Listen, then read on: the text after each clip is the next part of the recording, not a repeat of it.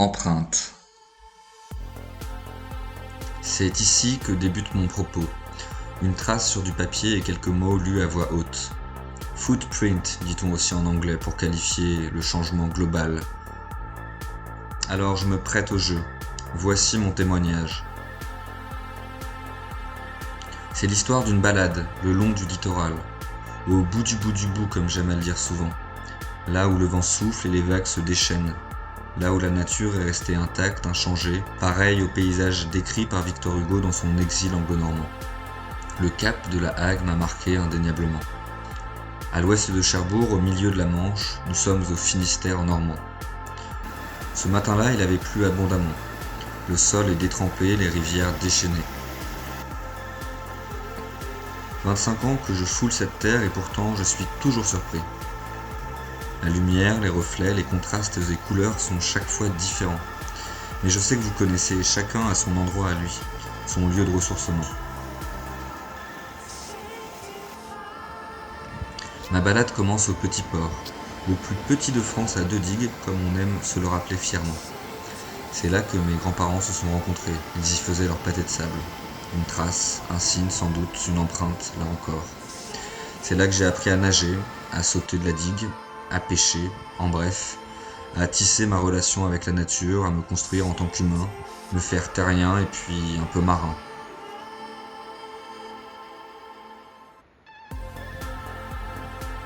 Route des Caps. Direction le chemin des douaniers, un sentier très particulier.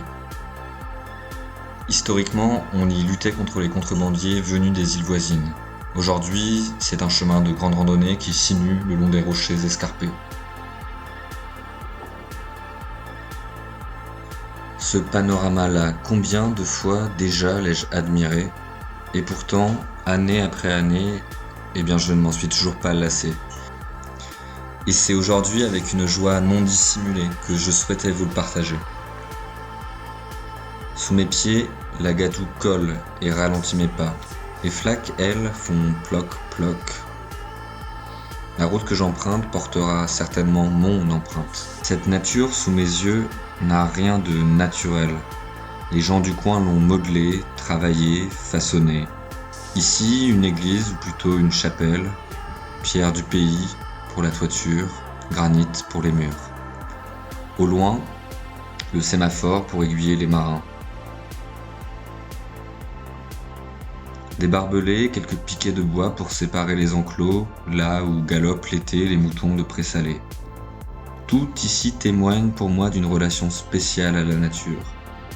Car il faut s'adapter à la vigueur des éléments, et comme le veut le dicton, on se verra demain si le temps le veut bien.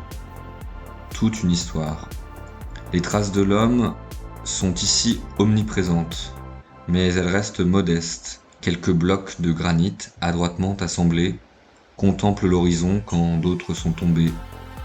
Rongés par les embruns, ils gisent en contrefond. Des humains aux poissons, il n'y a souvent qu'un pas. Cet horizon qui s'ouvre, c'est mon appel du large, car la nature aussi façonne ses habitants. Empreinte. Tout est lessivé. La terre dit « c'est assez ». Jamais je ne l'avais vu ainsi désagrégé. Un sentiment de vertige me parcourt alors. Ce serait donc ça, l'anthropocène? Cette impression étrange que l'empreinte est trop forte? Que le sol, sous le poids des humains, se dérobe sous nos pieds? Que tout littéralement est en train de foutre le camp, du plafond de nos émissions au plancher qui finit dans les rochers? La mer d'un côté, les champs de l'autre. Et du vent.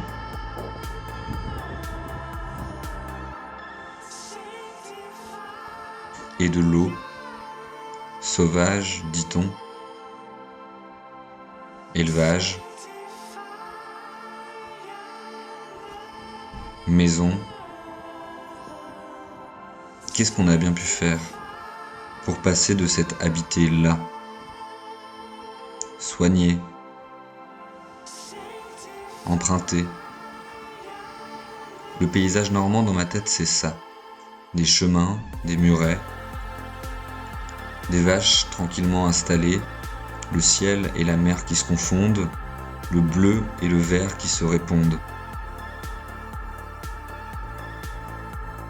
Mais de l'autre côté de la barrière, la réalité est tout autre. La Hague, pour beaucoup de monde, c'est ça. Une usine de retraitement des déchets nucléaires. La zone la plus nucléarisée au monde.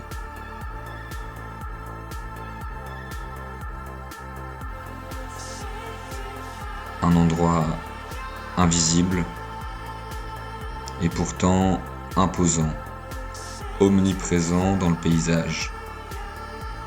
Orano, qu'on l'appelle depuis peu, un hommage au dieu grec. Admirez la démesure.